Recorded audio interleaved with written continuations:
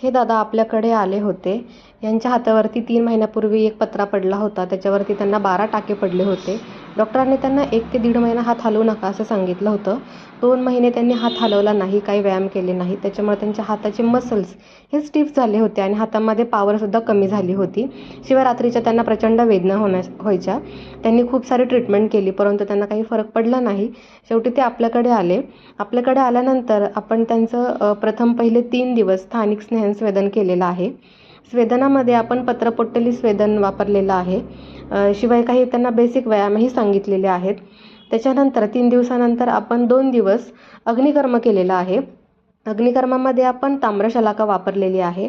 डाग दिल्यानंतर लगेच शतधौतघृतही लावलेलं आहे, जेणे की तिथे डाग पडणार नाही आणि वेदना कमी होतील. काही पोटातून बेसिक मेडिसिन त्यांना आपण दिलेले आहेत. शिवाय काही व्यायामसुद्धा त्यांना सांगितलेला आहे. तर ही 5 दिवसांचं कर्म केल्यानंतर त्यांना आता बऱ्यापैकी 60 ते 70% रिलीफ मिळालेलं आहे. आणि शिवाय ते पहिल्यापेक्षा वेदना कमी होऊन त्यांचं ग्रास्पिंग पॉवरसुद्धा वाढून ते आता त्यांचं काम नियमितपणे करू शकतात आणि ट्रीटमेंटमुळे त्यांना चांगला फायदा झालेला आहे.